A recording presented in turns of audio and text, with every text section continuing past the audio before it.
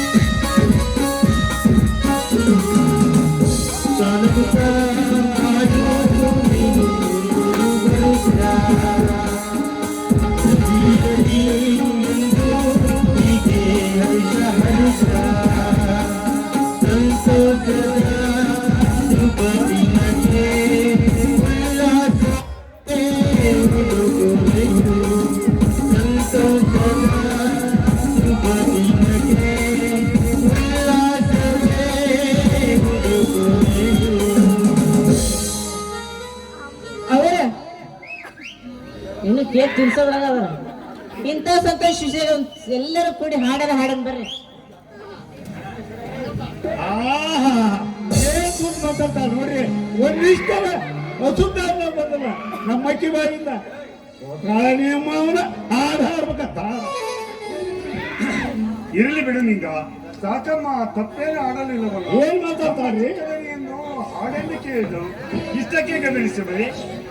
ಬಸವರಾಜ ಅಣ್ಣ, ಕೈಯಲ್ಲಿ ವೀಣೆ ಹಿಡಿದು ಹಾಡುತ್ತಾ ಕೂದರೆ ಸಾಕ್ಷಾತ್ ಸರಸ್ವತಿ ಅಂತ ಹಾಡುತ್ತಾಳೆ ನನ್ನ ಅತ್ತಿಗೆ. ಹೀಗಿರುವಾಗ ನಾನೇಕೆ ಹಾಡಲಿ? ನನ್ನ ಅತ್ತಿಗೆ ಮನೆ ಹಾಡುತ್ತಾಳೆ ಅಲ್ಲೇ ಅತ್ತಿಗೆ. ನೋಡು, ಹುಟ್ಟು ಹಬ್ಬ ನಂದಲ್ಲ ನಿಂದು, ಅದಕ್ಕಾಗಿ ನೀನು ಹಾಡ್ಬೇಕು. ಅತ್ತಿಗೆ, ತಾಯಿಗೆ ತನ್ನ ಮಗನ ಮೇಲೆ ಎಷ್ಟು ಹಕ್ಕು ಇರ್ತದೆ ಅಷ್ಟೇ ಹಕ್ಕು ನನ್ನ ಮೇಲೆ ನಿಮಗಿದೆ. ಮಕ್ಕಳ ಶ್ರೇಷ್ಠ, ತಾಯಿಯ ಶ್ರೇಷ್ಠ. ಅದಕ್ಕಾಗಿ ನೀನೇ ಹಾಡಮ್ಮ ನನ್ನ ಪರವಾಗಿ. ಹಾಗಲ್ಲ ಆಗಲ್ಲಪ್ಪ. ಯಾಕೆ ಅಂತಂದ್ರೆ ಇವತ್ತು ನಿನ್ನ ಹುಟ್ಟು ಹಬ್ಬ. ಅಷ್ಟೇ ಅಲ್ಲ, ಶ್ರೀರಾಮನಿಗೆ ತಕ್ಕ ಲಕ್ಷ್ಮಣ ಅಂತ ಹೇಳುದು ಕೇಳಿಲ್ವಾ? ಹಾಗೆ ನಿಮ್ಮ ಅಣ್ಣ ಈಗಾಗಲೇ ನನಗೆ ಆಜ್ಞೆ ಮಾಡಿದ್ದಾರೆ, ನೀನು ಹಾಡ್ಕೊಡ್ದು ಅಂತ. ನೀನೇ ಹಾಡ್ಬೇಕು. ಹೌದಮ್ಮ, ಅಣ್ಣ ಶ್ರೀರಾಮಚಂದ್ರ, ನೀನು ಸೀತಾಮಾತೆ, ನಾನು ಸುನಿಲಣ್ಣ ಲಕ್ಷ್ಮಣ ಬರ್ತಾರೆ ಇದ್ದಂತೆ.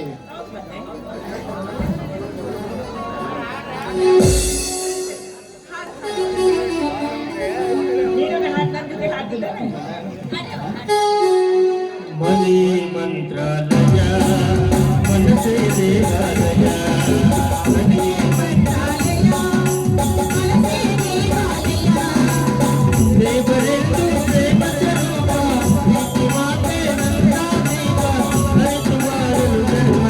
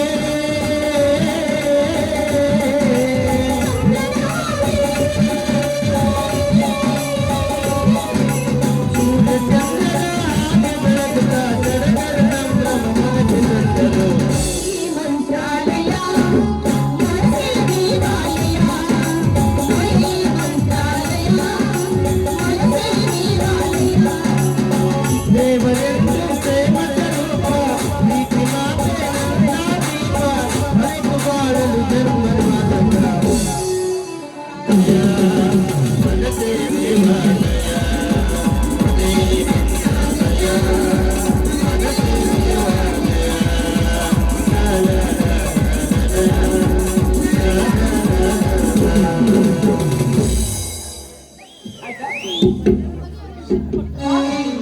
ಸಾಕವ್ವ ಅಪರೂಪಕ್ಕೆ ನಮ್ಮ ಮನೆಗೆ ಬಂದಿದ್ಯಾ?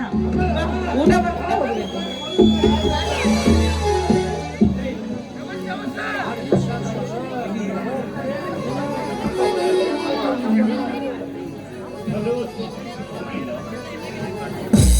ನಮಸ್ಕಾರ, ಬನ್ನಿ.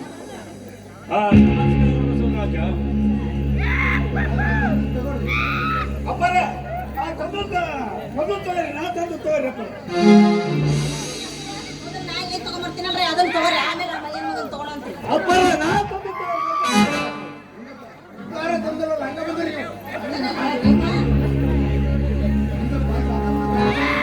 ಸಾಕಮ್ಮ ನಿಂಗಪ್ಪ ನಾನು ಹೇಳ್ತೀನಿ ಹೊಡೆದಾಡ ಅಪ್ಪರ ಹಂಗ ನೋಡ್ರಿ, ಮನೆಗೆ ಹಂಗ ಮಾತಾಡ್ತಾರ, ಇಲ್ಲಿ ಹಂಗ ಮಾತಾಡ್ತಾರ. ನನಗೆ ಈಗ ಬರೋಲ್ಲ.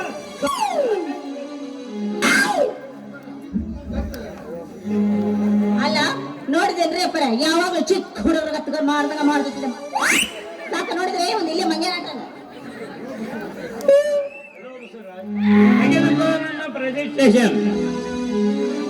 ಜಗನ್ನಾಥ್, ನಿನ್ನಂತ ಬೆಂಕ ಬರಿದ ತೋಳಿನಿಂದ ಪ್ರೆಜಿಟೇಷನ್ ಇಸಿದುಕೊಂಡು ಜೀವನ ಸಾಗಿಸುವಷ್ಟು ಕಡುಬಡತನ ನನಗೆ ಇನ್ನೂ ಬಂದಿಲ್ಲ. ಆ ಕಾಲ ಬಂದಾಗ ನಿನ್ನ ಪ್ರೆಜಿಟೇಷನ್ಗಳಿಗೆ ಕಾದು ಕುಳಿತಿರ್ತೇನೆ. ಹೊಸರಾಜ ಹೊಸರಾಜ ಅವ್ರು ಗೊತ್ತೇನು?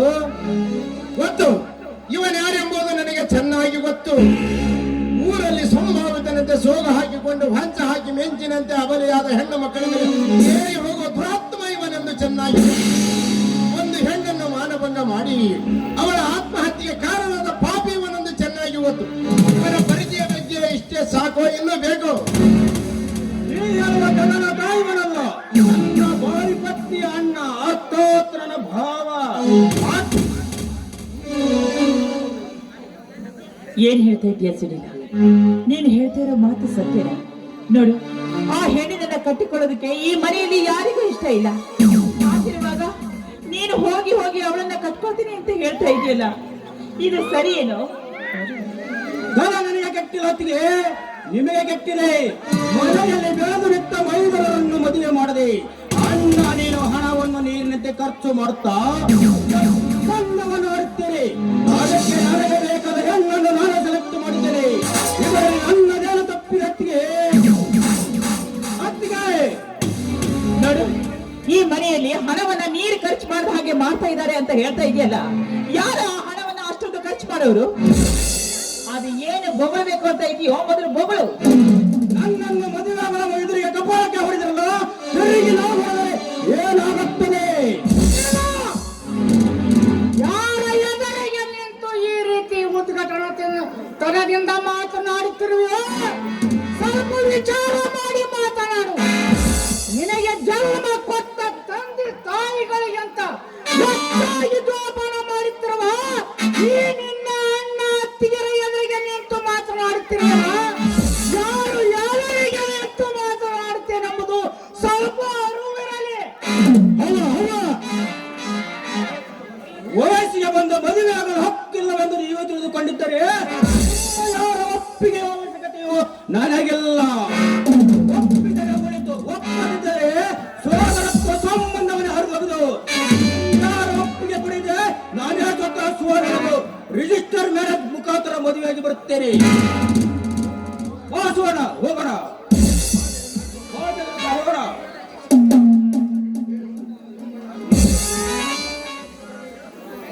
ರಾಮ ಲಕ್ಷ್ಮಣರಂತಿದ್ದ ಅಣ್ಣ ತಮ್ಮಂದಿರು ಬೇರೆ ಮಾಡಿದನೆಂಬ ಕೆಟ್ಟ ಅಪವಾದ ಈ ಸಮಾಜದಲ್ಲಿ ನನಗೆ ಬರಬಾರದು. ಅದಕ್ಕಾಗಿ ನಾನು ನಿನಗೆ ಮಧ್ಯ ಮಾತು ಹೇಳುತ್ತೇನೆ. ನೀವೆಲ್ಲರೂ ನಮ್ಮ ಸಲುವಾಗಿ ಬೇರಾಗುವುದು ಬೇಡ. ನೀವೆಲ್ಲರೂ ಹೊಂದಿಕೊಂಡಿದ್ದರೆ ನನಗೆ ಅದೇ ಸಂತೋಷ. ಬಸವರಾಜ, ಈ ನನ್ನ ಪ್ರೆಸಿಟೇಷನ್.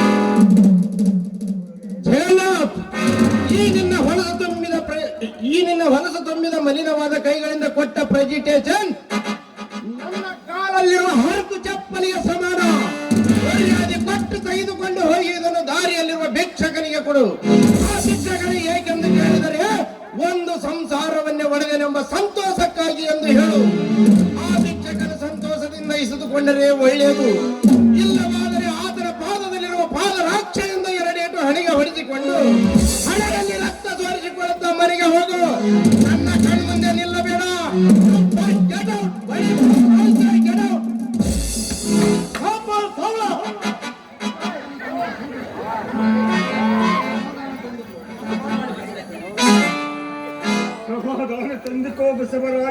ಸಮಾಧಾನ.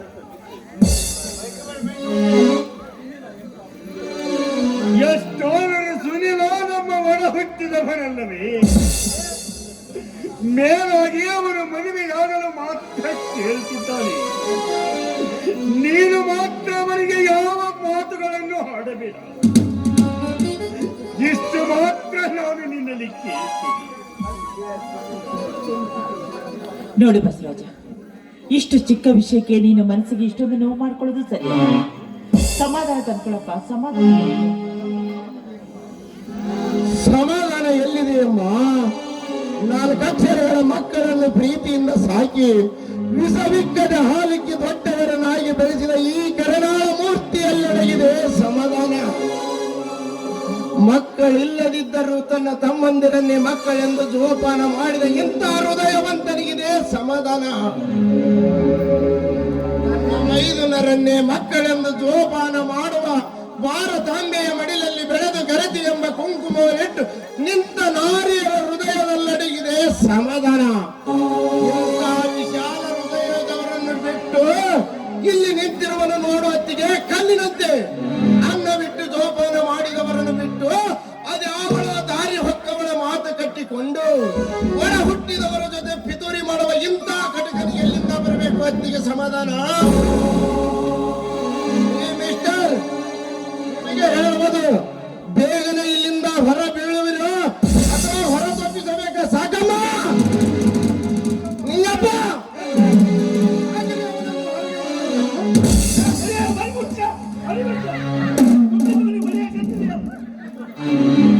ಅಲ್ಲ ಎಂತ ಚಂದ ಹಾಡು. ಎಲ್ಲ ಬಸವರಾಜ, ನಿನ್ನಂತರ ಖಚಿತ ಒಬ್ಬ ಮನುಷ್ಯನನ್ನು ಹೊರದೂಡಿಸಿಕೊಂಡು ಹೊರಟು ಹೋಗಲು ನಾನೇನು ಬೇದಿಯ ಬಿಕಾರಿಯಲ್ಲ.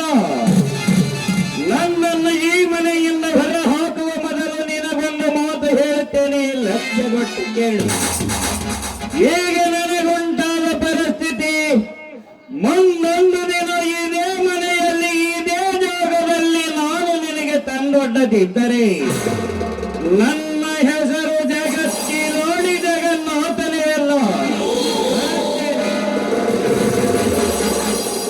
ಇಲ್ಲ ಜಗನ್ನಾಥ, ಇವನೇನು ಮಾಡುವ ನಾನು ನೋಡಿಕೊಳ್ಳುತ್ತೇನೆ. ಅಣ್ಣ, ಹಿರಿಯನಾದ ನಿನ್ನೊಂದು ಮಾತು ಕೇಳಿ ಹೋಗಬೇಕೆಂತೇನೆ. ನಾನು ಪ್ರೀತಿಸುವ ಸುವರ್ಣ ನನ್ನ ಮಡದಿಯಾಗಿ ಈ ಮನೆಯ ಸೊಸೆಯಾಗಿ ಬರಬೇಕೆಂದು ನನ್ನ ಆಸೆ. ನನ್ನ ಆಸೆಗೆ ಯಾರಾದರೂ ವಿರುದ್ಧವಾಗಿ ನಡೆದುಕೊಂಡರೆ ಅಂದೇ ಆ ಮನೆ ಹೊಡೆದು ವಿಭಾಗ ಮಾಡಿ ಆ ಮುಂಗ್ಸಿಯಂತೆ ಕಾದಾಡಿಸಿ ರಿಜಿಸ್ಟರ್ ಮ್ಯಾರೇಜ್ ಆಗಿ ಮುಖಾಂತರ ನಾನು. ಇದಕ್ಕೆ ನಿನ್ನ ಅನುಮತಿ ಏನು ಹೇಳುತ್ತದೆ? ಇದಕ್ಕೆ ನಿನ್ನ ಸುನಿಲ, ನೀವಿಬ್ಬರೂ ನನ್ನ ತಮ್ಮಂದಿರಲ್ಲ.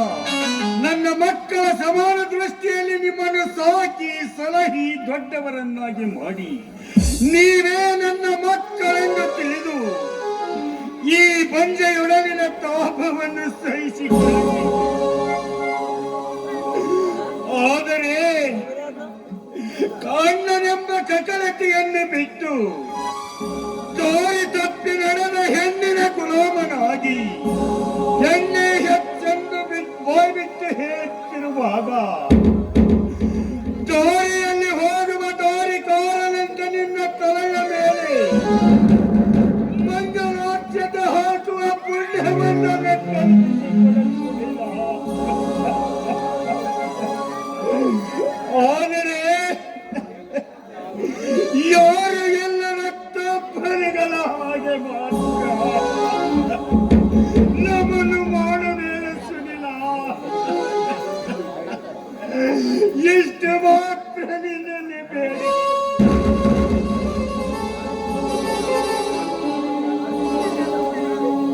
ನೋಡಿ, ನೀವ್ ಯಾಕೆ ಈ ರೀತಿಯಾಗಿ ಮಾತನಾಡಿ ದುಃಖ ಪಡ್ತಾ ಇದ್ದೀರಾ? ಎಲ್ಲರಿಗೂ ಇಷ್ಟ ಇಲ್ಲದೆ ಹೋದ್ರು ಅವನಿಗೆ ಇಷ್ಟ ಇದೆ ಅಂತಾಯ್ತು. ಅದಕ್ಕಾಗಿ ಅವನ ಮದುವೆಗೆ ಒಪ್ಪಿಗೆಯನ್ನ ಕೊಟ್ಬಿಡಿ. ನೋಡಿದೇನು ಸುನಿಲ, ಪರಮೇಶ್ವರನ ಗುಣವನ್ನು ಹೊಂದಿದ ಶಾಂತ ಮೂರ್ತಿಯ ಮನಸ್ಸು ಕರಗಿ ಕಣ್ಣೀರಿನ ರೂಪದಲ್ಲಿರುವಂತೆ ಮಾಡಿಬಿಟ್ಟಿಯಲ್ಲೋ. ನೀನು ನಿಜವಾಗಿಯೂ ಮನುಷ್ಯನಲ್ಲ ಕಣೋ, ರಾಕ್ಷಸ. ಈ ಶಂಕರಣ್ಣನ ಕಣ್ಣೀರಿನ ಹೊಳೆ ನಿನ್ನ ಮುಂಬಾಳಿಗೆ ದುಃಖದ ಸಾಗರವಾಗಿ ಪರಿಣಾಮಿಸಬಹುದು. ಆಗ ಗೊತ್ತಾಗುವುದು ನಿನಗೆ ಒಂದೇ ರಕ್ತದಿಂದ ಹರಿದು ಬಂದವರ ತಾಪದ ಬೇಗನೆ ಏನೆಂಬುದು. ಚಿಕ್ಕವನಾಗಿ ನಾನು ನಿನ್ನ ಬಾಳು ಬಂಗಾರವಾಗಲೆಂದು ಹೇಳುವೆನೋ ವಿನಃ ನಿನ್ನ ಮೇಲಿನ ದ್ವೇಷದಿಂದಲ್ಲ. ಇದನ್ನು ನಡೆಸಿಕೊಂಡು ಹೋಗುವುದು ಬಿಡುವುದು ನಿನ್ನಿಷ್ಟ.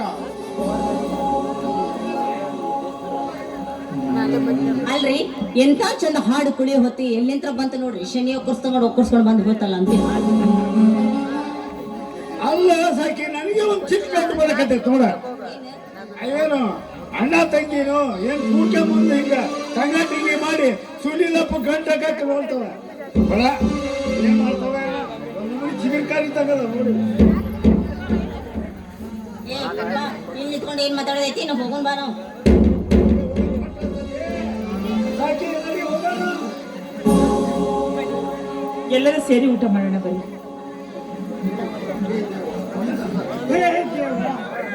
ಹೇ ಪರಮೇಶ್ವರ, ಹೇ ಜೀವನ ರಕ್ಷಕ, ನಾನು ಕಟ್ಟಿಕೊಂಡಿರುವ ಆಸೆ ಗೋಪುರವು ಒಡೆಕೊಳ್ಳುವಂತೆ ಸಡಿಲಿದೆ ಅಲ್ಲಿಯವ. ತಂದೆ ಜಗನ್ನಾಥನ ತಂದೆಯ ಮೇಲೆ ಕೇಸನ್ನು ಬಗೆಹರಿಸುವುದಕ್ಕಾಗಿ ಒಂದೇ ಒಂದು ಸುಳ್ಳು ಸಾಕ್ಷಿಯನ್ನು ಹೇಳಿದ್ದೆ. ಅದೇ ಸಿಟ್ಟಿನಿಂದ ಅವರ ತಂದೆಯೇ ಮರಣದಂಡನೆ ಶಿಕ್ಷೆ ಆಗುವಂತೆ ಆಯಿತು.